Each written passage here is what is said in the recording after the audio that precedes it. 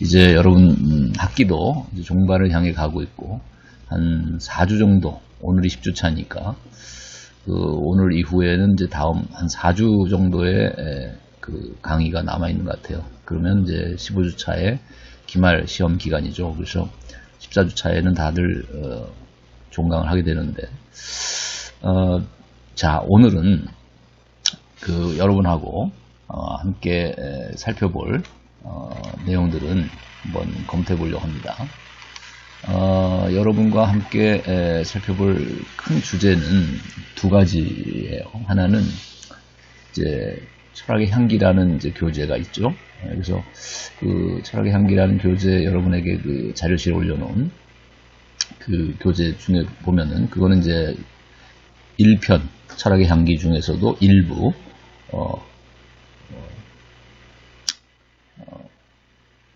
일부를 다루고 있다고 그랬죠. 일부의 1장과 2장을 다루는데 이제 후반부에는 이제 2장을 다룬다고 그랬고, 1장이 이제 기술과 철학이라는 기술이라는 테마를 주로 다뤘다면, 기술 시대의 철학적인 성찰을 다뤘다면은 이제 후반부는 중반 이후 이 후반부에서는 이제 도덕의 문제를 다룬다고 그랬죠. 그래서 인간과 도덕이라는 이 2장, 이 챕터 2를 중심으로 다룰 때, 자, 거기서 이제 제일 먼저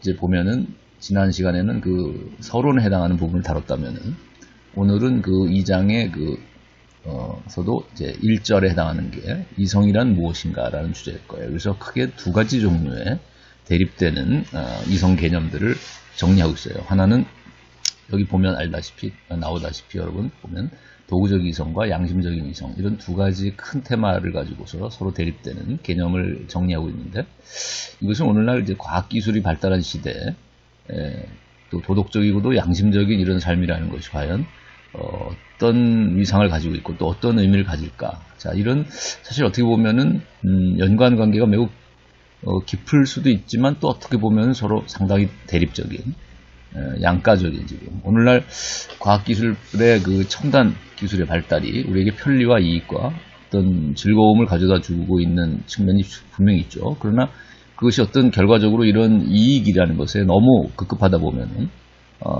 쾌락지상주의, 금전만능주의, 또 이기주의, 자신의 이익만을 극대화시킨 결과적으로, 자, 그런 삶을 위해서는 어떤 수단과 방법도 또 어떠한 동기도 또 양심도 저버리는, 자, 이런 그 비도덕적이고 비양심적인, 자, 이런 삶으로 치달아갈 위험도 있다는 거예요. 그리고 기술이 발달한 시대에 오히려 첨단 어떤 지능 범죄들이 만들어지기도 한다는 거죠. 그래서 오늘날 그 범죄자들 보면 사회 문제를 일으키는 사이코패스라든지 소시오패스들을 보게 되면은 매우 뛰어난 과학자들이라든지 또 뛰어난 정말 학위를 가지고 있는 전문가, 전문 자격증을 가지고 있는 기술자, 자, 이런 사람들이 오히려 예를 들면 증권 회사에서는 예를 들면 주가를 조작할 수도 있고, 또 어떤 기업의 정보를 빼돌리는 해킹을 할 수도 있고, 또는 사이버 범죄,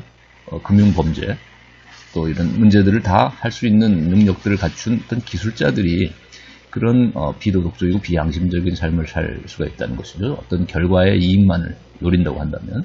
그래서 이제 두 번째 줄에 나와 있는 걸 보면 결과와 동기의 대립을 우리가 정리를 하고 있는데, 그게 이제 바로 우리가 오늘날 도덕적인 우리의 삶을, 삶의 어떤 행위에, 또 우리 삶과 우리 행동의 도덕적인 가치를 판단할 때 크게 두 가지 기준을 들 수 있다는 거죠. 하나는 결과를 가지고서 판단할 것인가, 그 행동의 또는 삶의 동기를 가지고 판단할 것인가.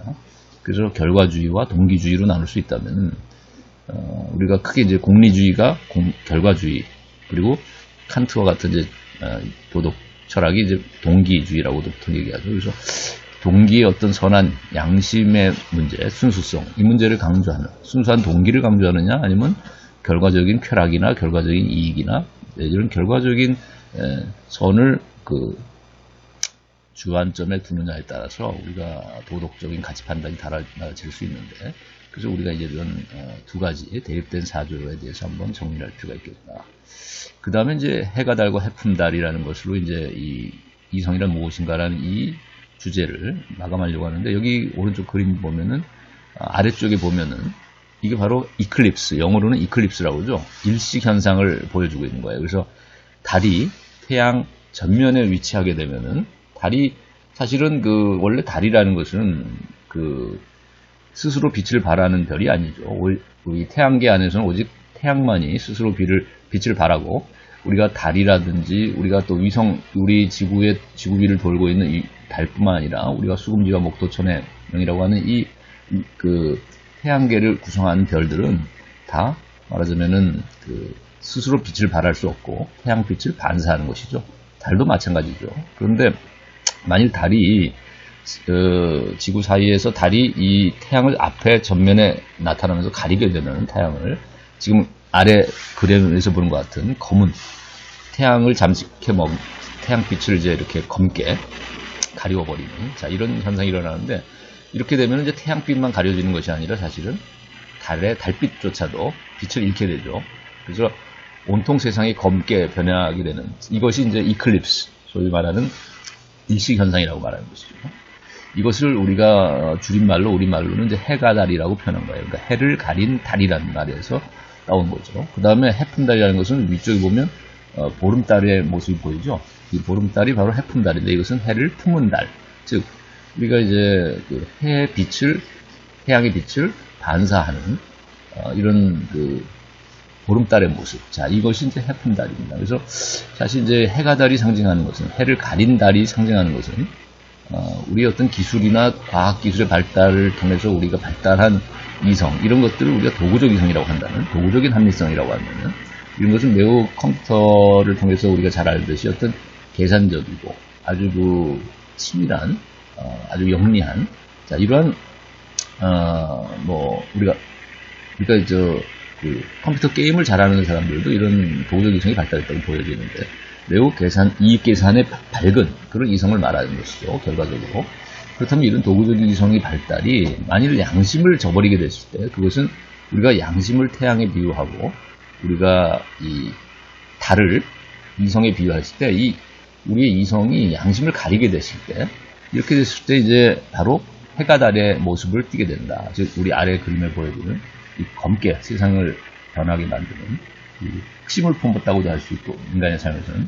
그러니까 우리가 이 양심을 저버린 이성의 모습은 이런 해가 달의 모습일 수 있겠다. 해를 가린 달, 이클립스 오브 리즌이라고 할 수 있는 이런 현상을 나타낸다. 그래서 지난 시간에 좀 다뤘던 비판 이론가들이라고 하는 사람들이 호르카이머와 아도르노라는 비판 이론가의 1세대가 쓴 책 이름이 바로 도구적 이성 비판이고, 또 계몽의 변증법이라는 책을 썼다고 했죠. 이 도구적 이성 비판이라는 게 바로 이런 해가 달의 모습을 띤 이성을 비판하는 것이죠. 즉 영어로는 이제 이클립스 오브 리즌이라는 말로 이렇게 표현될 수 있는데, 이성의 일식이라고 할 수 있겠죠. 그래서 이런 양심을 가진 이성은 양심만을 저버리게 되는 게 아니라 이성 자신도 빛을 잃게 된다. 그래서 이클립스 현상을 낳게 된다는 것이죠. 그래서 해가 달의 모습을 띠게 된다는 것이죠. 그런가 하면 이제 해품달은 양심을 토대로 살아가는 이성적인 어떤 행위나 이성적인 삶의 모습이 바로 해품달의 모습일 수 있겠다. 그래서 위에 그림에 보시면 보름달이 상징하는 것이다. 그 다음에 이제 고중세 철학이라는 주제를 두 번째 주제에서 다루는데, 크게 이거는 이제 우리가 교재상으로 보면 현대사회와 철학상담이라는 교재 제3부에 해당하는 것이 바로 철학상담의 역사라고 그랬죠. 그 철학상담의 역사의 챕터 1이 바로 고중세 철학 부분을 다루고 있어요. 그래서 소크라테스, 플라톤, 아우구스티누스 각각 1, 2, 3절에서 다루고 있는데, 이것들을 이제 각각 요약하고, 우리가 소크라테스와 플라톤 또는 아리스토텔레스로 연결되는 이 그리스 철학을 우리가 헬레니즘 사상이라고 얘기하죠. 문화사에서 보자면, 사상사에서 보면, 크게 보면 이런 그리스 철학을 헬레니즘적인 정신사다라고, 헬레니즘의 정신을 잘 보여주고 있는 철학 사상이라고 말해줄 수 있다. 그래서 헬레니즘 사상이라고 말하고, 우리가 아우구스티누스 같은 사람이 대표하는 것이 바로, 중세 아우구스티누스가 대표하는 것이 바로 헤브라이즘, 즉 이제 크리스천티로 연결되는 중세 이제 기독교 사회의 대표적인 이제 사상가죠. 아우구스티누스는 철학자이고 또 신학자인데, 이 아우구스티누스가 바로 헤브라이즘을 또 대표할 수 있는 사상가일 수 있겠다. 그래서 우리가 서구 문화의 그 두 뿌리를 헬레니즘과 헤브라이즘이라고 보통 크게 문명사에서는 다뤄주고 있어요. 그래서 우리가 철학의 이 역사에서도 소크라테스와 플라톤이라는 이 그 철학과 아우구스티누스로 대변되는 이 중세 그리스도교 철학, 크리스티아니티의 사상, 이것이 각각 헬레니즘과 헤브라이즘을 대표하는 철학이고, 그래서 이 둘을 이제 따로따로 세 명의 사상가를 간단히 소개하고, 그리고 그들의 사상을 다시 전체로 묶어서 헬레니즘과 헤브라이즘의 사상의 대립으로 요약을 해보려고 합니다. 네, 그래서 오늘 다루고자 하고자 하는 주제가 크게 이 두 가지라는 걸 이제 앞으로 좀 더 자세하게 설명해 나가도록 하겠습니다. 10주차에 해당하는 강의를 시작하려고 합니다. 크게 두 가지 주제를 다룹니다. 우리가 교재를 두 가지로 언급했는데, 하나는 이제 철학의 향기 중에서 그 제2장 인간과 도덕 그 중에서 제1절이라고 할 수 있는 이성이란 무엇인가 라는 교재의 내용을 주로 다루고 있습니다. 그리고 두 번째는 그 현대사회와 철학 상담이라는 교재에 3부에 해당하는 것이 이제 철학 상담의 역사인데, 그 중에서 첫 번째 1장에 해당하는 고대와 중세 그 철학을 다루려고 해요. 그래서 소크라테스, 플라톤, 아우구스티누스에 관한 간단한 소개를 할 예정입니다.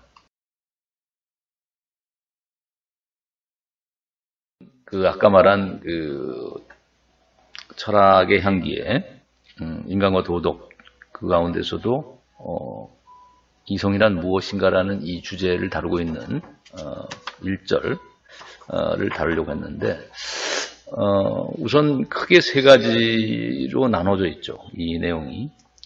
물론 큰 틀에서 보면 우리가 이성 또는 합리성이라는 말을 그 일상에서도 많이 사용합니다. 그죠? 내가 이성을 잃었다. 너는 굉장히 사는 방식이 불합리한 것 같아. 이런 처사는 상당히 합리적인 것 같다는 말도 하고, 저는 이런 대우에 대해서는 정말 불합리하다고 생각합니다. 자, 이런 말을 쓰죠. 그래서 이성적이다, 이성을 잃었다, 이성을 제대로 정신을 차리라는 말을 할 때 이성을 되찾아라. 또 불합리하다, 합리적이다 이런 말들을 우리가 일상에서도 많이 쓰는데, 크게 두 가지 의미를 갖는다고 생각해요. 하나는 우리가 과학이나 기술에서 다루는 이성이나 합리성이란 개념이 있고, 또 하나는 도덕적인 차원에서 우리가 이성 또는 합리성을 얘기할 수 있다. 그래서 우리가 이제 여기서 첫 번째 항목을 보면, 우리가 도구적인 이성 비판이라는, 왜 지난 시간에 비판 이론가들의 그 이야기를 했죠. 호크하이머, 아도르노 이런 사람들이 이제 제1세대 비판 이론가들이고, 그 중에서도 호크하이머라는 사람이 이제 유태인으로서 나치 시절에 미국으로 망명해서 쓴 책이 도구적 이성 비판이다. 크리틱 데어 인스트루멘탈 앤 페어노프트 뭐 이렇게 되겠죠. 그러니까 순수 이성 비판이라는 칸트의 책에 빗대어서 유사한 표현으로 이성 비판이라는 말을 쓰되 순수 이성이 아니라 도구적 이성을 비판하고 있죠. 근데 여기서 말하는 도구적인 이성은 과학 기술적인 이성을 말하는 것이죠. 그와 대비될 수 있는 것이 이제 칸트의 순수 실천 이성이라고 한다면, 그것은 이제 양심적이고 도덕적인 관점에서의 이성, 합리성을 의미한다. 그래서 칸트는 그 비판 이론에 어떻게 보면 선구가 됐는데, 실존 철학의 선구일 뿐만 아니라 칸트가 쓴 그 역사 철학적인 그 작은 논문이 있는데, 말년에 그 세계 시민의 관점에서 본 그런 역사 철학적인 글을 남겼어요. 그래서 겉만 번지르르한 비참이라는 거기서 이제 표현을 썼는데, 우리가 과학 기술이 발달하고 계몽 시대에 그 당시 과학 기술이 발달하고 산업혁명이 이루어지고 자본주의도 발달한 이 시대에 오히려 도덕적인 면에서는 문제점이 많은 시대일 수도 있었다. 오늘날도 마찬가지인 것 같아요. 오늘날 이제 후기 자본주의에 접어들면서 생산보다는 소비가 위주가 된 이제 자본주의 사회가 됐는데, 또 과학기술은 어느 때보다도 훨씬 더 첨단으로 가고 있는 이제 이런 시대인데, 이런 시대의 말로 어떻게 보면 모럴 해저드, 도덕적인 위기가 느껴지고 있고, 여러 가지 비윤리적인 또 반인륜적인 범죄나 이런 삶의 모습들이 곳곳에서 나타나고 있죠. 자, 이런 사회는 겉은 매우 효율적이고 편리하고 기술이 첨단으로 가고 있는 시대니까 아주 화려한 듯한 외관을 하고 있지만, 그러나 그것은 겉만 번지르르한 것이지 속을 들여다보면 썩어 있을 수 있고 여러 가지 부패된 악취를 풍기는, 자, 이런 우리가 그 대도시의 뒷골목을 연상할 수 있는 할렘가가 있듯이 범죄와 아주 그 쓰레기로 뒤덮여 있는, 자, 이런 그 대도시의 그림자의 요소를 볼 수 있는 것처럼 겉은 화려해도 속은 썩은, 자, 이런 그 문화를 칸트는 이런 산업 문명을 또 과학기술 문명을 겉만 번지르르한 비참일 수 있다라는 경고를 했어요. 그런 표현을 썼는데, 이것이 이제 오늘날 비판 이론가들이 말하는 비인간적인 또 비인격적인 사회의 모습들, 그러니까 전체주의화되고 모든 것이 사물화되고 직물화돼서 쾌락 욕망의 도구로 변해버린 이런 사회의 모습들, 인간의 삶의 모습들, 그러니까 자연을 지배하고 관리하고 조작하고 착취할 뿐만 아니라 인간 사회도 결국 인간이 인간을 관리하고 조작하고 또 지배하고 착취하는, 자, 이런 효율성만을 추구해 나가는 기술 문명을 비판 이론가들은 전체주의화된 사회라고 보고, 또 그 대표적인 것이 이제 우리가 헐리우드 같은 문화 산업 같은 것을 예를 들고 있죠. 헐리우드의 문화 산업에서는 상업적인 목적으로 주인공들을 양산하죠. 예쁘고 또 잘생긴 남자와 여자들을 주인공을 캐스팅하되 시골에서도 또 상경한 사람들을 데려다가 대도시에서, 그러나 이제 이용 가치가 없으면 버려지는 것이죠. 폐기돼 버리는 것이죠. 마치 우리가 물건을 이용하다가 쓸모가 없게 되면 버려지는 것처럼, 그러니까 모든 인간의 인격조차도 돈으로 계산하고 또 흥행 여부, 또 어떤 이런 기술적으로 접근할 수 있는 어떤 기능, 이런 것들로만 사람들을 판단하는 이런 것들이 결국 문화산업 안에서도 이루어지고 있는데, 사람의 몸값을 계산하는, 자, 이런 것들이 어떻게 보면 우리 사회의 일면적인 인간의 일차원적인 인간으로 일면화된, 고정화되고 한 측면으로 모든 것들이 이렇게 집중돼 버리는, 자, 이런 사회가 어떻게 보면 전체주의 사회일 수 있겠다.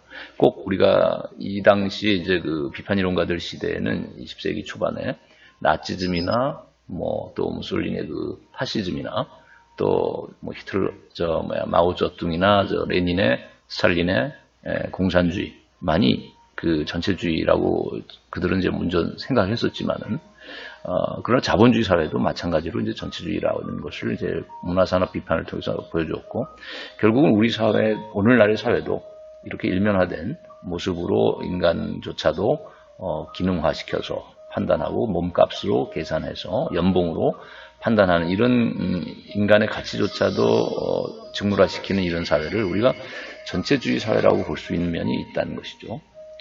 그것은 겉만 번지르르한 비참일 수 있는 것이라고 이제 칸트가 역사 철학적인 글에서 표현했던 그런 산업사회의 모습일 수도 있겠다.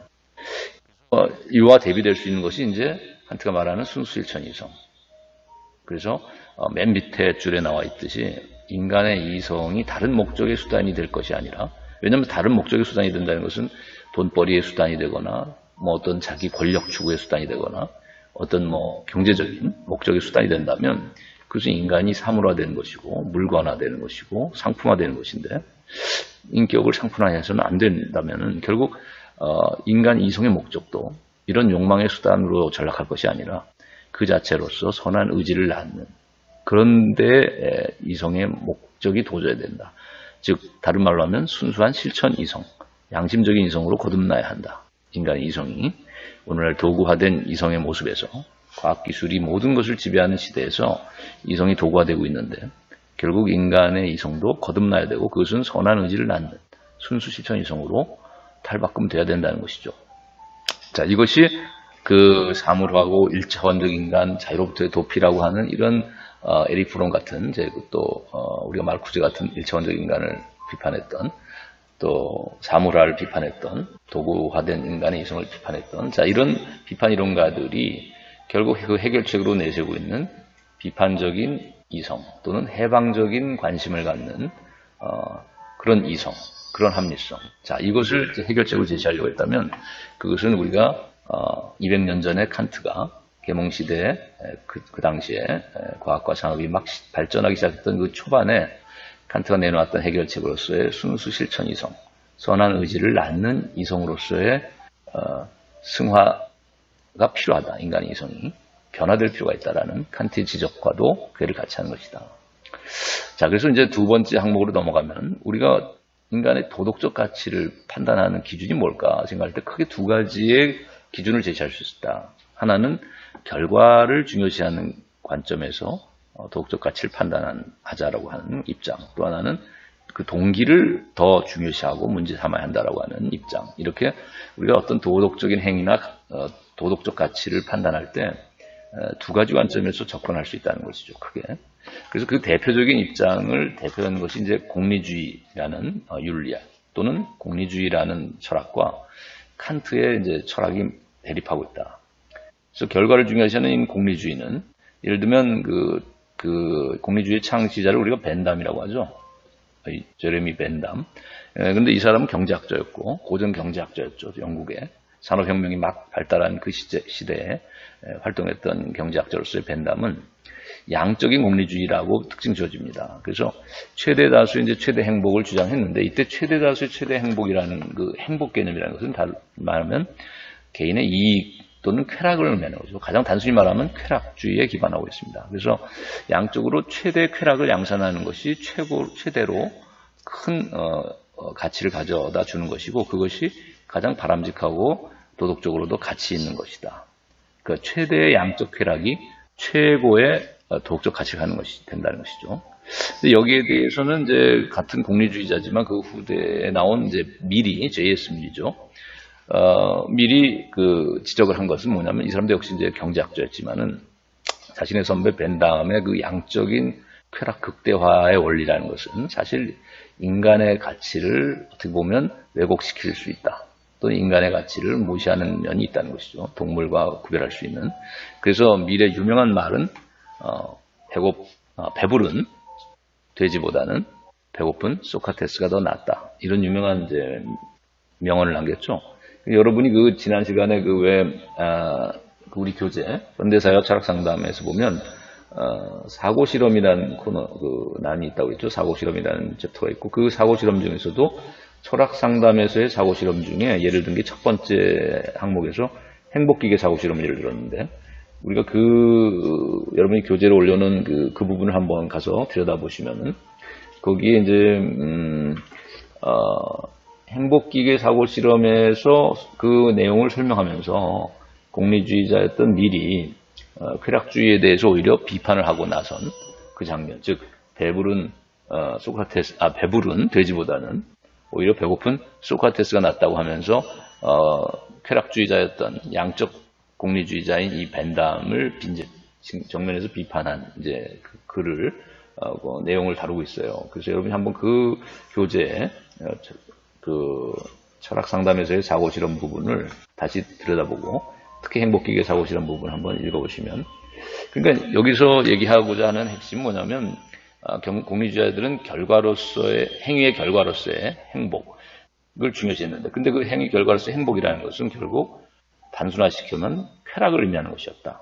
그런데 우리가 쾌락이라는 것은 매우 말초적이고 감각적인 그 쾌락을 주로 생각하게 되지만 그러나 이제 밀 같은 공리주의가 생각할 때는 그런 감각적이고 말초적인 쾌락만이 있는 것이 아니라 예를 들면 뭐 클래식 음악을 듣는 사람의 어떤 그 품격 있는 격조 있는 어떤 즐거움하고 우리가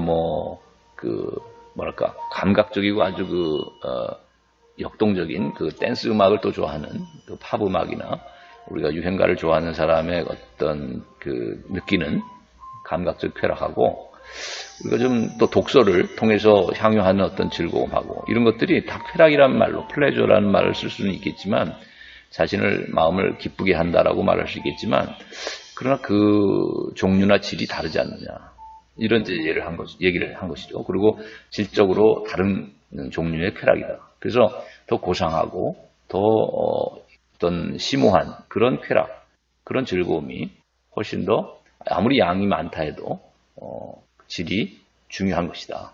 아무리 적은 양이라 할지라도 질적으로 높은 쾌락을 추구하는 것이 더 바람직하다라는 이제 이런 입장을 밀은 이제 간접적으로 표현한 것이 배부른 돼지보다는 배고픈 소크라테스를 택하겠다라는 것이죠.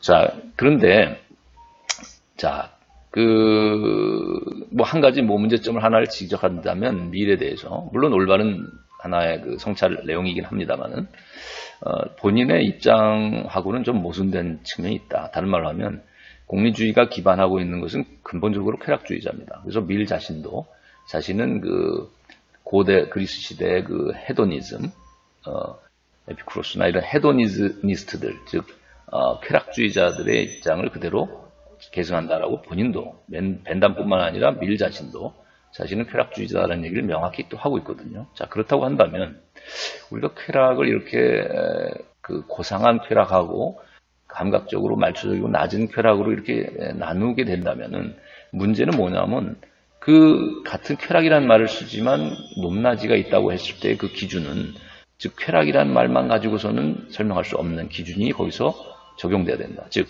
쾌락의 높고 낮음을 판단할 수 있는 그 기준은 쾌락 자체에서 온다기보다는 왜냐하면 쾌락은 기쁘고 즐거운 것이라는 점에서는 유사하다고 봐야 되죠. 그러나 그것이 더 높은 가치를 갖는 쾌락과 더 낮은 가치를 갖는 쾌락으로 나누려면 여기에 가치 판단이 들어가야 되고 가치관이 다시 개입되는데 쾌락주의라는 가치관만 가지고서는 궁극적 가치가 쾌락이라는 이 가치관만 가지고서는 구별될 수 없는 것이죠. 자, 그래서 여기서 어떤 정신적이고 또는 뭐 육체적이고 이런 구별이라든가 또는 뭐 어떤 도덕적이고 인격적으로 인간을 고양하는 뭐 이런 측면하고 차원하고 또 우리가 말초적으로 또 인간의 본능이나 감각, 동물적인 이런 감각이나 본능적인 것을 충족시키는 자 이런 차원하고를 인간성의 차원 안에서 또 구별해야 되지 않겠는가.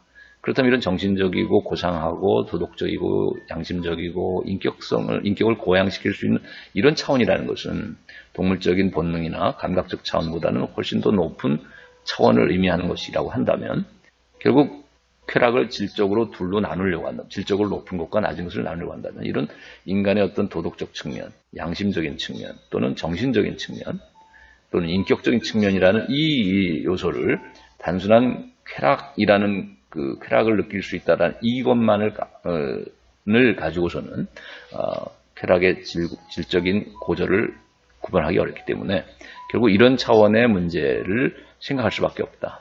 자, 그렇게 된다면은 우리가 칸트가 강조했던 동기의 순수성을 강조했던 칸트의 철학이 얘기하고 있는 인간의 어떤 인격성, 인간의 어떤 선한 의지, 또 인간의 어떤 양심, 자 이런 요소들을 도덕성 이런 것들이 미래에 있어서도 인정돼야 되지 않겠는가. 인간의 가장 중요한 어떤 본질적인 측면으로 그렇지 않고서는 고상하고 더 높은 차원의 쾌락이라는 말을 얘기할 수는 없을 것이다. 벤담과 마찬가지로 쾌락주의자다라고 주장했을 때 미리 그렇다고 한다면 벤담처럼 모든 것을 즐거움과 쾌락이라는 관점에서만 봐야 된다고 봐야 될 것이고 그렇다고 한다면 벤담을 비판하는 이 관점은 쾌락주의에서 올 수만은 없다.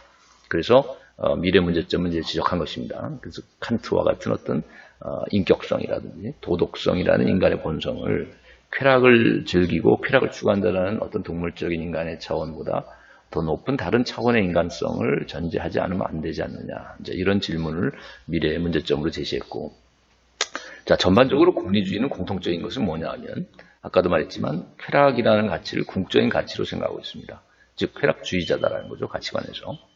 근데 이에 비해서 이제 아까 이제 미래의 문제점을 지적했을 때도 약간 얘기했지만 칸트는 인간이 이런 쾌락만을 즐기고 또 쾌락을 추구하는 이런 본성만을 가지고 있는 존재는 아니다라고 보죠.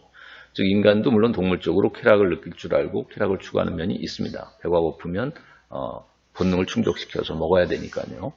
그 점을 인정하지만 그러나 칸트는 인간의 어떤 사회적인 차원에서의 어떤 아름다움도 추구할 수 있고 또 사회적인 차원에서의 어떤 사교성, 인간 교류, 인간 관계, 자 이런 것들을 추구해 나가려고 하는 인간성도 있고 또 더 높은 차원에서 이제 도덕성, 즉 인격적인 요소라는 것이 인간에게서는 매우 높은 차원에서 인간의 본질을 규정하고 있다라고 보고 있죠. 자, 그래서 칸트는 도덕의 원리는 이런 높은 차원에서의 도덕성, 즉 양심,